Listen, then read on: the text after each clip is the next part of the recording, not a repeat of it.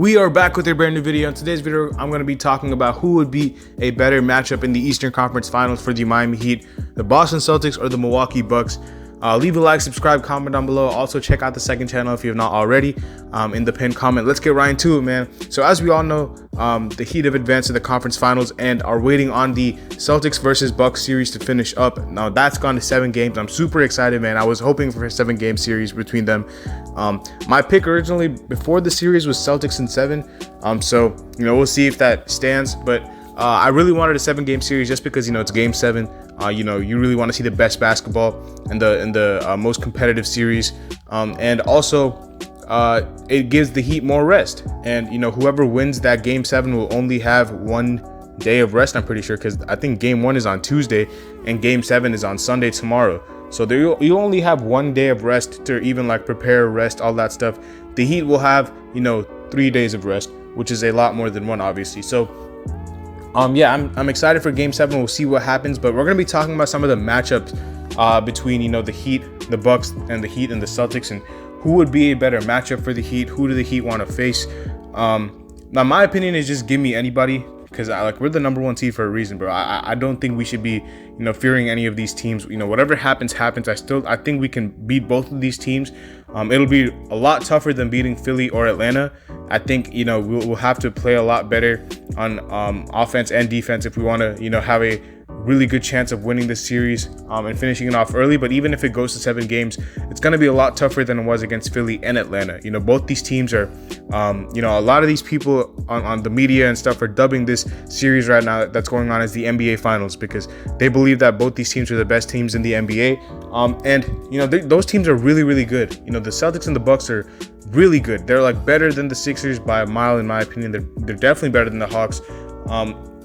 So like I said, it's going to be a tough series no matter who we play against, but I'm going to be talking about some of the matchup differences between the Celtics and the Bucks. Now, obviously, a lot of Heat fans, even in the comments for the last video I was looking at, people were talking about how they wanted the Bucks, and it was because they wanted revenge for last year. They felt like, we stole PJ from them. So that might be an advantage for us because he kind of knows their schemes and stuff like that. I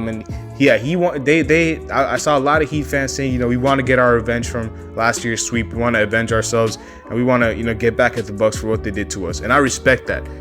And the thing about the Bucks is, they give up a lot of open threes. That's their game plan. It's kind of like us. The Heat give up a lot of threes because they try to protect the paint, and so do the Bucks. But the difference is the Heat are the number 1 shooting team in the NBA as far as percentage goes. So if the shooters get hot, that could be a very favorable matchup in our favor. The fact that the Bucks give up so many open threes as a part of their defensive scheme. So that could work out for the Heat. But I also have to give a lot of credit to the Bucks, man, because the way they have played in this series, I made the prediction for this Bucks-Celtics series even before I knew Chris Middleton was going to be injured. And, when Chris Middleton got injured, I thought that was a huge blow for the Bucks because he was really their closer down the stretch. But Giannis has taken this game to the next level, and he has become he has started to make those threes when it counts. Make some of those mid-range pull-ups. He is getting better every single year. It's really, really scary, the development of his game, even as compared to last year. So I got to give him huge props. Drew Holiday, those defensive plays on Smart in game 5? Those were incredible. And that was in Boston. They came back and were resilient and won that game after being down by 14 or whatever it was in the 4th quarter. So I have to give the Bucks huge credit, man, because they have been fighting, battling, and they have found themselves in a 3-3 situation without their second best player and their closer. And that is something that's not easy to do. So you have to give them props, and they're playing a lot better than, what I expected them to without Chris Middleton. So they're going to be a tough team to play. They're going to be a really tough team to play because they're the defending champs for a reason, man. I know they might not have PJ Tucker, but I really like the additions that they made in the offseason. Grayson Allen, I think, really fits their team as far as a guy who can shoot at a high level. He's one of those guys who can get extremely hot from the 3-point range. I know some people don't like him, obviously, because of his the dirty plays and all that stuff. But I'm just talking about what he brings to them as far as spacing the floor. He's a very good asset for them. Pat Connaughton has hit some big shots in these games. He's going to be a extremely tough player to cover, especially if you're, helping off of him. You're gonna have to, make sure you close out to him hard. Otherwise, he's gonna make you pay. He's also an athletic high flyer. We saw that in the dunk contest. They do have pieces. Bobby Portis and Brook Lopez are like the two of like the best center combos. Like Brook Lopez starting and Bobby Portis off the bench. I can't name many centers better than Bobby Portis off the bench. He is absolutely phenomenal from three, protecting the rim, even at the paint. He had some big offensive rebounds that helped them win Game 5. That put back layup over. I think that was in Game 4. I don't know what game that was, but that might have been Game 5 where Giannis missed the free throw and then he got the offensive rebound and put it back up. That might have been Game 5, but he had some big plays. They're gonna be a tough team, man. Wes Matthews has always done a great job on Jimmy, and the Bucks as a whole, last year did a really good job on Jimmy. Now Jimmy, I think, is playing at a different level this year, so it's gonna be tough to stop Jimmy. I don't really see how Jimmy can be stopped with the way he's playing right now, but I would never put it past the Bucks, who figured out a way last year. So like I said, even though the Bucks give up a lot of open threes and that's their scheme, their game plan is to take paint penetration out of the equation. And you have two guys, your two best players are both paint dominant players. I know Jimmy has exceeded his range to the 3-point line, but teams are still going to give him that shot because they know that it's not a high percentage shot for him, even though he's been making them, and he made them in the last series, and he's been making them in the playoffs. Teams will live with him shooting threes because they know that his strength is to getting to the paint and drawing fouls, and they're going to try to take that away from Jimmy Butler. Bam Adebayo, same thing. Bam, he's going to have to be aggressive if we play Milwaukee, because you cannot have him just not looking at the rim when Brook Lopez is on him, because Brook Lopez is, whenever Bam plays Brook is always sagging off, giving him tons of space because he knows Bam wants to get to the rim. Bam has to make Brook respect the mid-range jump shot. Take as many mid-range jump shots as you're given, and you'll be all right. So, it's all about, making sure you take what the defense gives you. If they're packing the paint, then kick it out to shooters. You're going to have guys like Gabe, Max, Duncan. These guys are going to have to all play minutes, especially against like the Bucks, because those guys give up so many open threes. That's part of their scheme, and they're going to make you take threes, and the shooters on this team are going to have to make you pay. Against the Celtics, it's going to be a different scheme. I think the Celtics are a tough team to play. Defensively, they're the best statistical defense in the NBA. And it's not hard to see why, man. They have a lot of switchable defenders. They obviously have the Defensive Player of the Year, whether he deserved it or not. He has the award, so I'm just going to call him that. But they have a lot of switchable defenders. Robert Williams, I think, is Robert Williams is one of my favorite players in the NBA. And hopefully he gets back, healthy, because I do want to see him play in Game 7.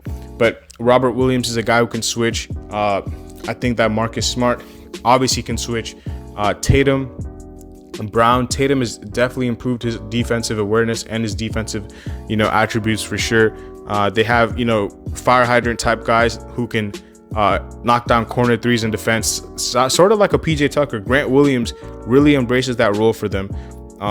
And they have a lot of, defensive pieces. So scoring on the Celtics, I think, is going to be harder than scoring on the Bucks because of, the individual matchups that they have that they can throw onto our best players. And, although the Bucks might have the best paint defense statistically or whatnot, I think that if you look at individual defenders and who can guard who like the best, I think you got to give the upper hand to Boston, because you have Marcus Smart, who you can put on a ball handler. You have Brown, you have Grant Williams, you have Jason Tatum. Like, these guys are really above average defenders. And then you have Robert Williams, you have Al Horford, who are very smart, paint defenders. Robert Williams can switch. They've done a terrific job defensively. So, you got to give them credit for that. I do think that, some people are saying that Boston will be easier because they're less experienced in the playoffs than Milwaukee and they might fold. I get that because, they have blown some leads, man. I thought Game 5 was theirs to win. I think they should have won this series by now, because Game 5, they blew a 14-point lead. And, it kind of looked like inexperience was hitting them because, the Bucks were just poised. They didn't really care about the deficit. They kept playing. And the Celtics, on the other hand, they were just, trying to do too much, and I guess the pressure got to them because they're a younger team as far as their experience level in the playoffs compared to the Bucks. The Bucks are defending champions, so they've been in situations like these before. So it's always better if you're not playing a team that is experienced and a team that really knows what to do, because no matter how much you go up against, against the Bucks, like they're never gonna waver, because they've been in these moments before. But unlike the Celtics might have some lapses here and there because they're not really the most experienced playoff team in the NBA. So it's different stylistic matchups. I'm super excited to see what will happen. Who we play. I'll definitely make a preview about this, whenever. But yeah, man, I'm really happy. Let me know down in the comments section below, who would you rather play between the Bucks or the Celtics, and let me know why. To me, like I said, I don't think we should worry if it's either of them. I just want it, to be a great series, and I want both teams to be healthy. So yeah, let me know what you guys think in the comment section below. And we're gonna wrap up the video there. Leave a like, subscribe, comment down below, man. I'll see y'all later as always. Peace.